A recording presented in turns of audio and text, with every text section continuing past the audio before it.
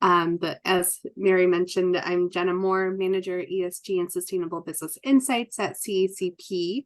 I have a few slides to share, as Mary mentioned, and then happy to have just a broader conversation and hear from you all and answer any questions you might have about what CECP is doing. But I will go ahead and jump into the slides. And for those of you unfamiliar with CECP, we're a CEO-led coalition that works with over 200 of the world's leading companies to advance business as a force for good in society. We were founded in 1999 by philanthropist Paul Newman. I'm sure you know Newman's Own. He founded it along with other business leaders to be a trusted advisor to companies on their corporate purpose journeys. And as you can see, we have a large network of companies that are part of our coalition, mostly made up of Fortune 500 companies representing all different industries. And our work spans 5 different centers of excellence laid out here. Some of you might know CECP from our annual Giving in Numbers report, which explores how corporations invest in society with topics ranging from cash and in-kind donations, employee volunteerism and giving, and impact measurement. And the latest report actually just came out a couple of weeks ago. So if that's of interest to you, I encourage you to go to CECP and download that. That's great for benchmarking. And then over the past 2 years, CECP has expanded our services and expertise in the areas of ESG and sustainable business, within which our integrated long-term plan falls. And so just wanted to set the context of how and why CECP developed this framework before diving into it a bit more. As you're all aware, ESG has certainly risen into the forefront over the past few years, and institutional investors in particular have integrated ESG into their assessment process, putting pressure on regulators and companies to act. Certainly seen that in Europe and in the EU and US with SEC pending regulations. And many investors now see ESG investing as part of their fiduciary duty, as companies that effectively manage their ESG risks and opportunities tend to outperform their peers financially. And we've seen this investor pressure through an increase in shareholder proposals during the proxy season, especially this past one, 2023, climate proposals really dominated the proxy season. And historically, the primary focus of external stakeholders has been on a company's finances, yet the concept of double materiality is now taking greater precedence and acknowledging that environmental and social issues are material to a company's value. As efforts to standardize these global reporting frameworks continue, new requirements being new reporting requirements being passed, companies should anticipate the double materiality to play a more prominent role globally for both public and private companies, and then for it to trickle to the US, as we are in a global world. So what is the problem and how did we get here? So both companies and investors have long complained about the focus on short-term results, with over 68% of CEOs saying that they're too short-term oriented. And the preferred investor guidance on the time horizon is 3 years or greater, but only 15% of the S&P 1500 actually provide metrics looking beyond 2 years in their proxy statements. But of course, CEOs and management teams all do think about the long term. They do have long-term strategies, and they're often detailed in core to business operations. But to date, most plans really have only been shared internally, just out of fear of protection of information from competitors, and resulting in corporate strategy and practice is inadequately captured in the corporate shareholder communication. So there's really that gap in the corporate and shareholder dialogue in the capital markets about what the long-term strategy is of companies. And so over the last decade, CEOs have really faced mounting pressure to produce short-term profits, increasing the likelihood of management practices that reduce long-term value, such as scaling back in R&D. And there's a misalignment between how assets are invested and the focus on short-term earnings. And corporations and investors kind of tend to blame each other for the situations. CEOs complain that investors don't ask about the long term. Investors say that corporate disclosures discourage engagement on long-term metrics, and quarterly earning calls are really exclusively focused on past performance. We're starting to see a little bit shift there, but not much. And publicly listed companies really just face a constant daily demand from investors for information. In recent years, many large institutional investors, however, are seeking out companies' long-term strategies, but that information is just not available. So we have this mismatch of behaviors and preferences having real-world implications on companies, leading to distorted decision makings, where executive teams prioritize quarterly earnings over the long-term strategy. And there's evidence that short-term focused companies tend to underperform their peers that are focused on the long term. And so this is where CECP kind of stepped in and started the dialogue with our integrated long-term plan. So we took the lead to help operationalize the call for long-term value creation. We have an annual gathering of our affiliated companies' CEOs. It's actually next Monday in New York. So we have generally about 60 to 70 CEOs in the room. In 2015, there was the dialogue with some of our advisory council members, our institutional investors, and there was a dialogue around the short and long term. It was a really hot topic of conversation and signaling that need for change to really move the conversation in the capital markets to be more long-term oriented. And as a result of this, CECP, along with Bill McNabb, who's the former chairman and CEO of Vanguard, and Alex Gorski, the chairman and former CEO of J&J, led a series of interviews and working groups to spearhead an initiative to rewire the capital markets towards the long term, which culminated in the CEO Investor Forum. It was initially known as the Strategic Investor Initiative. The names just kind of evolved over the years. Moving ahead, so what is CECP's CEO Investor Forum? At its core, it provides support and guidance to CEOs and their teams on how to develop and communicate their long-term strategy to institutional investors and other key stakeholders. And through our proprietary integrated long-term plan framework, advisory services, and events, we have an upcoming event next week where CEOs are actually presenting their integrated long-term plan to institutional investors and other stakeholders. We really empower companies to proactively set the context and own their narrative. Otherwise, others will tell your story for you if you don't tell it. And the integrated long-term plan framework helps companies articulate their 3 to 7 year strategy, organize it internally, and then better coordinate efforts cross-functionally. As we know, it's ESG, sustainability, whatever it's called within your company, tends to be or had been historically segmented. And this really helps kind of bring it together and integrate it into the overall business strategy and business operations. And actually last month, we updated our initial framework, which covered 9 different themes and incorporated sustainability and ESG throughout it, but didn't specifically call out climate and biodiversity. So we updated our framework and released it a couple weeks ago to specifically call out those 2 elements. And our event next week is actually focused on climate risk, highlighting the aspect there. I will get a sip of water because I feel a cough coming on. So 1 second.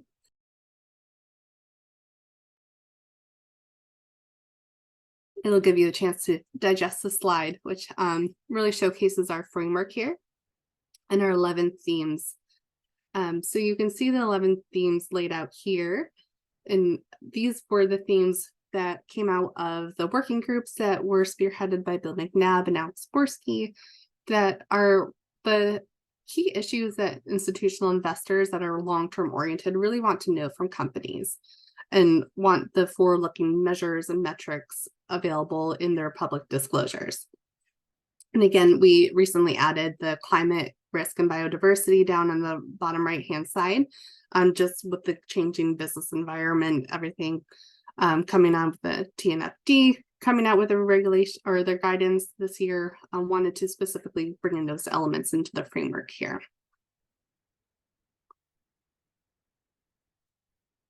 So why deliver a long-term plan? Why create this internally? So there are many reasons why a company would want to create a integrated long-term plan.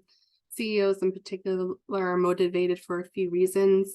Frustration around overly short-term focus on the earnings call, ability to wrap a coherent narrative around an expanded and very complex disclosure system, ecosystem, and present a long-term vision that reinforces its industry leadership, its corporate purpose, and impact on society, and also just be better equipped to engage activist investors and expand the volume of long-term investors within its shareholder base.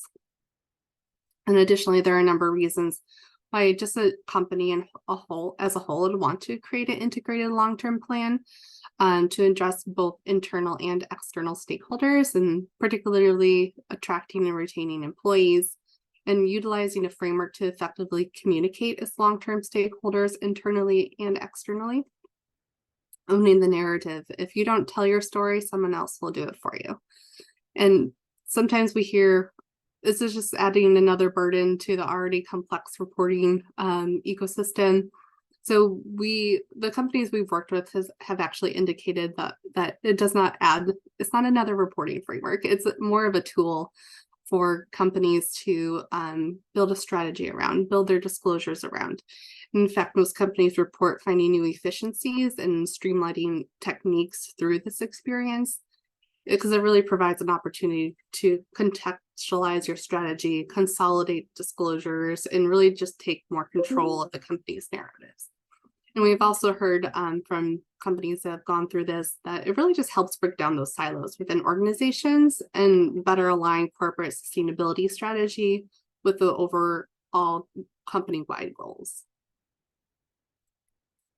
And so while timing can vary on developing an integrated long-term plan, companies should annually review it, periodically refresh it, as they do with all their strategy plans. The company can embed it within its existing reporting schedule of investor days, company presentations, roadshows, earnings calls, etc. And additionally, a company might choose to update it or issue one internally, externally, in response to major changes such as a CEO transition, scandal, or major merger or acquisition. And we work with companies to help them optimize their long-term disclosures to make them most effective. Aside from being forward-looking, successful integrated long-term plans should also be additive to a company's existing disclosure. They provide context around financially material topics, and they integrate ESG and CSR into the discussions internally, as well as just overall providing a direct connection to financial prospects and operational performance. And I have a couple like addendum slides we don't have to get into. I can share them later if anyone is interested. I'm just going a little bit deeper into some of the themes, but also just wanted to share this, that we do have, if you are available next week, you are able to see this in action, where companies are presenting their integrated long-term plans to an investor audience. It is a virtual component available to tune in, but we have the CEOs of Nestle, of BD, Siemens, the Mitsubishi, so all different industries just presenting their integrated long-term plans. I will stop there. And I can stop sharing, Mary, if you'd like. And sure. I don't know, and then maybe we can go and see some of the detail in a few minutes if folks want. I'm happy to share it now with. Yeah, I think go ahead. I think it would be good, and then we can jump to conversation. Yeah, absolutely. So there are 11 themes. I didn't put all of them in here, just wanted to provide kind of a bit of a contextualization of just a few of them. But for example, corporate purpose is one of the themes, and we encourage companies to share their statement of corporate purpose across multiple channels included in their external disclosures, internally, indicate whether the board has signed on to the statement of corporate purpose. That's a strong indication that the company is taking it seriously and kind of embedding it throughout everything that they're doing. And then just describing how their long-term business strategy is aligned to the corporate purpose. So we see that emerging from companies tying it to employee engagement, tying it to certain sustainability metrics. We see a lot of healthcare companies tying it to market availability or their impact in communities. So it shows up in many different forms. Risks and opportunities, a little bit kind of speaks for itself a little bit, but also a little bit nuanced. As I mentioned, we don't want to be another reporting framework. We want to be more of a tool. So we encourage companies to utilize the existing frameworks to kind of embed this within their existing disclosures, but really elaborating how financially material opportunities are leveraged, especially in this environment with climate opportunities and climate risks, whether it ties into a new product development, new market access, resiliency, that also shows up in a couple different ways as well. In stakeholder engagement, we encourage companies to have stakeholder assessment. We see a lot of companies disclosing their stakeholder assessments within their annual or ESG reports. You'll see a matrix with all their stakeholders and how they engage with them. And then also with strategic partnerships, how are they partnering with NGOs, with industry organizations to help to kind of broaden the reach of the initiatives that they're working on. We know we can't solve the world's issues alone, siloed, so we need partners to actually move the needle a little bit here. So encouraging companies to draw out and explain how they're partnering across different industries, different NGOs, and the like. And an operational ecosystem. Going back to the integration, how is sustainability, how is ESG, how are these different material issues integrated throughout the business ecosystem? Are you measuring performance and employee annual reviews? Those types of things. We'll see that cropping up in different ways as well. And then climate risk, since we are specifically adding that this year, outlining the targets that the company has set, whether they be net zero or emissions reductions, and then also how company leverages climate related opportunities. So we see this, a lot of this tied into the CDP questionnaire, TCFD, different ways to disclose this information. And then biodiversity, of course, an emerging topic in the area.